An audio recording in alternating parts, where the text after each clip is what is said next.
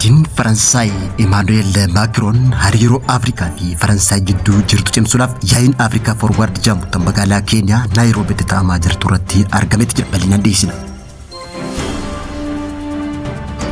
Raayyaan ittisaa biyya Suudaan magaalaa Tarsiimoo naannawaa taate bakka Biluu Naayil jedhamutti daangaa Itoophiyaatti dhiyaatee jiraachuun ibsan. Kanaanis ammoo dhiyeenya kana Itoophiyaa fi Suudaan jidduutti waldhabdee uumamaa jirtuun dubbii himaan waraana Suudaanii Itoophiyaadhaaf deebii kan laalchise. Kanaanis ammoo haleellaa diroonii buufata xiyyaaraa Suudaan magaalaa Kaartuum irratti raawwateen Itoophiyaa fi Yuunaayitid Arab erga himatteen booda ta'uun ibsame. Bal'inaan dhiyeessina.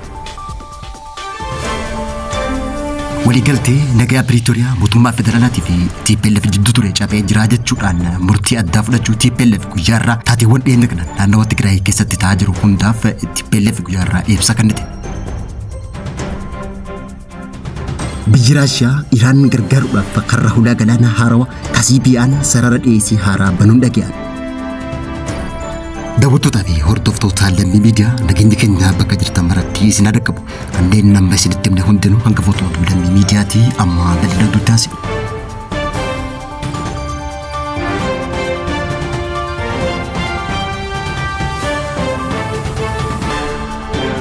Prezidaantiin Faransaay Emmanuel Macron fi hooggantoonni Afrikaa 30 ol ta'an yaa'ii olaantuu Afrikaa Forward jedhamtu irratti hirmaachuun wiixatarraa Naayiroobiitti wal arganii jiraachuun ibsame. Faransaay Afrikaa keessatti walitti dhufeenya diinagdee fi siyaasaa isii babal'isuu fi waliigalteewwan investimentii haaraa mallatteessuuf kan kaayyeffate ta'uun isaa gabaasa Reuters guyyaarraa beeksise. Yaa'iin Keeniyaatti qophaa'e tun erga Faransaay dhimma kanaan walitti dhufeenya isii bara 1970moota keessa jalqabdee as biyyoota Afrikaa afaan Ingiliffaa dubbatan keessatti yeroo jalqabaatiif kan qophaa'e ta'uu isaati. Kunis ammoo kan ta'e Faransaay biyyoota dhiyaa Afrikaa kanaan dura koloneeffatte keessatti dhiibbaa isee mudatee jiru akkasumallee jibbinsa Faransaay irratti qaban hammataa waan dhufeef kan wal qabate ta'uun ibsame. Yaa'iin dhimma daldalaa irratti xiyyeeffatuun yuunivarsiitii Naayiroobiitti jalqabamte tun Macron fi pirezidaantiin Keeniyaa Wiiliyaam Ruuttoo irratti argamanii jiraachuun ibsame. Hooggantoonni dhaabbilee gurguddoo Faransaay kanneen akka Total Energy fi Orange jedhaman akkasumallee abbootiin qabeenyaa Afrikaa beekamoo ta'an Aliko Dangote dabalatee hedduun hirmaatanii jiraachuun ibsame.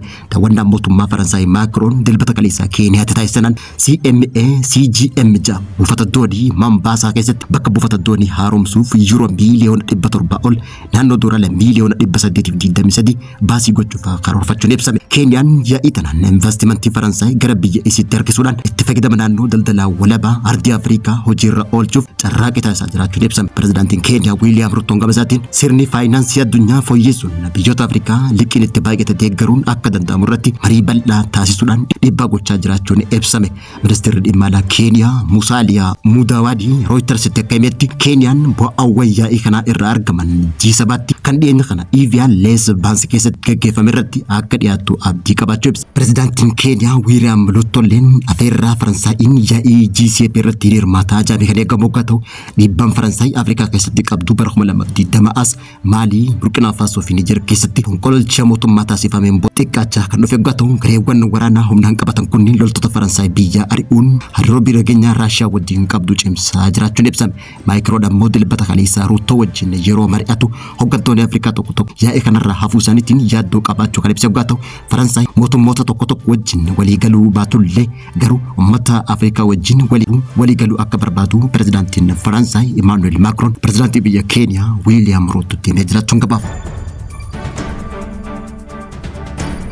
Humnoonni ittisaa biyya Suudaan magaalaa Tarsiimoo Alkaahinii kan naannoo bulchiinsa Biluu Naayil daangaa Itoophiyaatti dhiyaate keessatti yeroo ammaan tana sochii taasisuun dhaga'an. Humnoonni dafee dhaqqabaa Suudaan fi deeggartoonni isaanii hidhattoota sochii birmadummaa walabummaa Suudaan kaabaa wajjin walitti bu'iinsa cimaa guyyoota dabran kana taasifameen booda to'annoo jala oolfamuun dhaga'ame. Akka gabaasa Suudaan Tribiyuunitti magaalattiin walitti bu'iinsa ammataa Eebila 25 taasifameen booda harka humnoota dafee dhaqqabaa fi humnoota deeggartoota isaa jala galuun raayyaa ittisa naannoo daangaa san jiruuf kufaatee guddaa ta'uu beeksise. Magaalattiin amma deebifamtee qabamu keessumattuu humnoota waraanaa dafoo gartuu afuraffaa naannoo Biluu Naayil socho'uuf injifannoo waraanaa guddaatti dhiyaachaa jiraachuun ibsan. Alkaahiniin koriidarii furtuu ta'e magaalaa guddoo naannicha Eed Daamaazin magaalaa daangaa Kurmuukii wal qunnamtu irratti kan argamtu yoo ta'u naannoon tun walitti bu'iinsa humnoota dafee dhaqqabaatiif deeggartoota jidduu torbaanota dhiyoo kana keessa ammoo lolli hammaachaa dhufuun ibsame.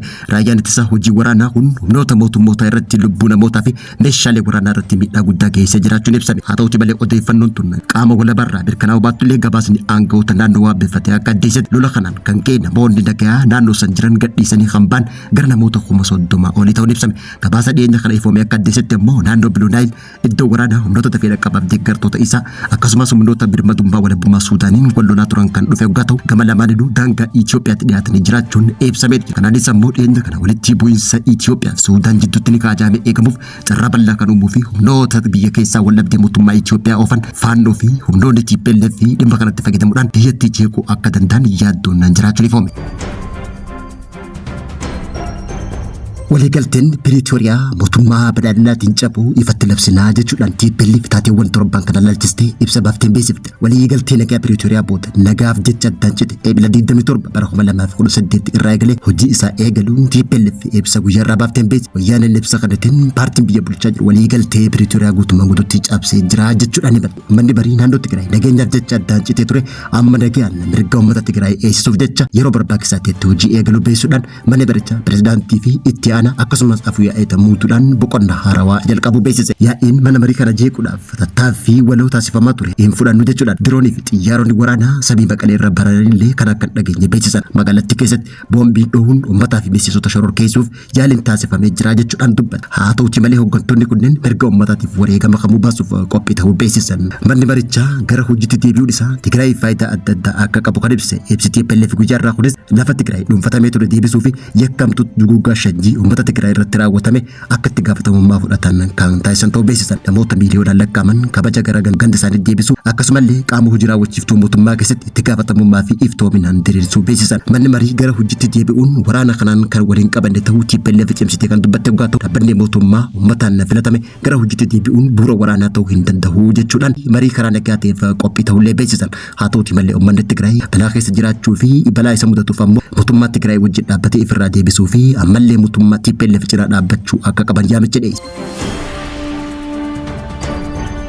Biyyi Raashiyaa Iraan gargaaruudhaaf karra hulaa galaana haarawaa Kaasiipiyaan sarara dhiyeessii haaraa banuun dhaga'an. Raashiyaan qaamolee dirooniitii fi meeshaalee waraanaa biroo galaana Kaasiipiyaan qaxxaamurtee gara Iraanitti ergaa jiraachuu ibsan. Kunis ammoo Iraan lola humna qilleensaa Yuunaayitid Isteetii fi Israa'el irratti taasifame keessatti humna diroonii isii keessaa baay'ee kan deebifte hoggaa ta'u. Kanaaf ammoo Raashiyaan Iraan gargaaraa jiraachuu fi qondaaltonni mootummaa Ameerikaa The New York Timesitti himanii jiraachuun ibsame.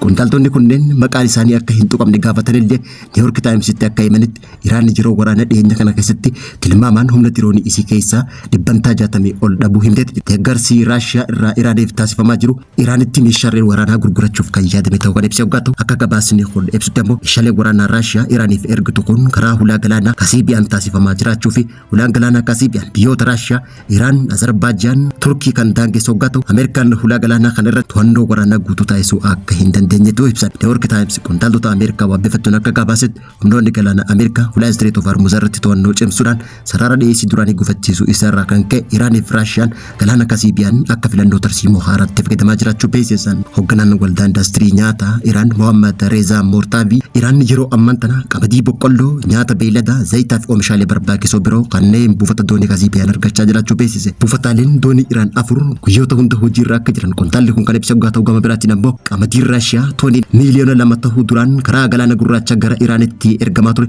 amma karaa hulaa galaanaa Kaasiipiyaan socho'aa jiraachuu beeksise. Wallabdee baajjiddu galeessaatti gurra dhala 28 bara 2026 Ameerikaa fi Iraan jidduutti hanga ammaatti furmaata hin arganne waggaa ta'u. Iraan yaada Ameerikaan waraana dhaabuu dhiyeessiteef dilbata kaleessaa deebii karaa jaarsummaa Paakistaaniin Yuunaayitid Isteetiif fudhatama argachuu beeksifte. Daawwattoota fi hordoftoota Lammii Miidiyaa irraa oduun yeroo kanaaf qabnu kan gammachuun hordofaa turtanii turtii gaarii.